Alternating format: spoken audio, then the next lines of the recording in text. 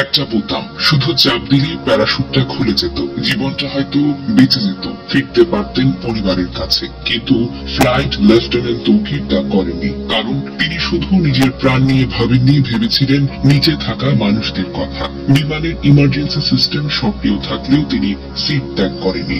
শেষ মুহূর্ত পর্যন্ত চেষ্টা করে গেছেন বিধ্বস্ত হওয়ার আগেই ফাঁকা জায়গায় নিয়ে যেতে। তিনি জানতেন তার এই যুদ্ধ বিমান যদি কোনো জনবহুল এলাকায় পড়ে আরো অনেক প্রাণ যাবে। এই সাহসিকতা, এই আত্মত্যাগ কোনো শব্দে সম্পূর্ণ বর্ণনা করা যায় না। তৌকিরের যে বিমানটি বিধ্বস্ত হয়েছে সেটি ছিল বেশ পুরনো F-7BGI, একটি যুদ্ধ বিমান যার স্থান আধুনিক যুগে আর নেই। তবুও এই বাতিল বিমান দিয়ে চলছিল প্রশিক্ষণ, কারণ দুর্নীতি আজও উড়ে বেড়ায় বাংলাদেশের আকাশে, আর সেই দুর্নীতির বোঝা বয় আমাদের মতো সন্তানেরা। তৌকির আকাশে মারা যাননি, তিনি মরে গিয়েছিলেন বহু আগে। যেদিন বাজেট চুরি হয়েছিল, যেদিন সিদ্ধান্ত হয়েছিল 1970 দশকের বাতিল যুদ্ধ বিমান দিয়ে হবে প্রশিক্ষণ, এই সিস্টেম তাকে দেয়নি কিছুই। না দিয়েছে সুরক্ষা, না দিয়েছে বিকল্প, না দিয়েছে আধুনিক কোনো যন্ত্রপাতি। তাকে দিয়ে গেছে কেবল ঝুঁকি, মরিচা ধরা লোহা আর নিশ্চিত মৃত্যু। তবুও তিনি পিছু হটেননি। দেশ, দায়িত্ব আর মানুষ, এসবের কাছে নিজের প্রাণকেও তুচ্ছ মনে করেছিলেন। উত্তরার আকাশে ফ্লাইট লেফটেন্যান্ট তৌকির একা মারা যাননি। এই ভয়াবহ দুর্ঘটনায় আরো অনেক প্রাণ ঝরে গেছে। আমরা গভীর ভাবে শোকাহত।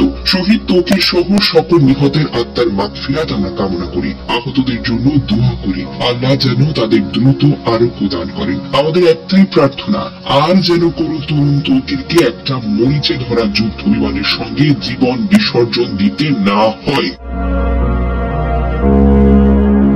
দুর্ঘটনার খবর ছড়িয়ে পড়লে বিকেল থেকে রাজশাহী নগরীর উপশহরের 3 নম্বর সেক্টরের আশ্রয় নামের ভাড়া বাড়িতে স্থানীয় বাসিন্দা ও স্বজনদের ভিড় করতে দেখা যায়। বাড়ির মালিক আতিকুল ইসলাম বলেন, ফ্লাইট লেফটেন্যান্ট তৌকির ইসলামের মা বাবা ও বোন জামাই ঢাকার উদ্দেশ্যে রওনা হওয়ার আগে তার মৃত্যুর খবর জানতেন না। পরিবারের সদস্যরা জানতেন সাগর জীবিত ও চিকিৎসাধীন রয়েছেন। তৌকির ইসলামের বড় চাচা মতিউর রহমান বলেন, ঢাকায় রওনা হওয়ার আগে তৌকিরের বাবা মাকে নিহতের খবর জানানো হয়নি। গত বছর তৌকির ইসলাম বিয়ে করেছেন। চলতি বছরের ফেব্রুয়ারি মাসে বিয়ের আনুষ্ঠানিকতা সম্পন্ন করেন। তার স্ত্রী ঢাকার ব্র্যাক ইউনিভার্সিটির একজন শিক্ষক। প্রসঙ্গত, সোমবার দুপুর 1টার পর রাজধানীর উত্তরার দুর্ঘটনায় পরে বাংলাদেশের বিমান বাহিনীর একটি প্রশিক্ষণ বিমান।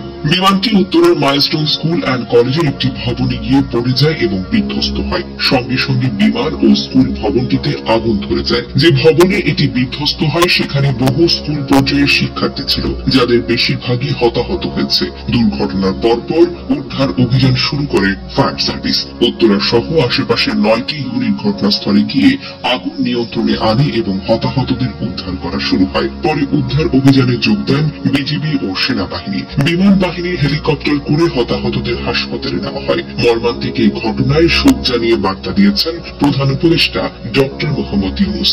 মঙ্গলবার রাষ্ট্রীয় শোক ঘোষণা করা হয়েছে।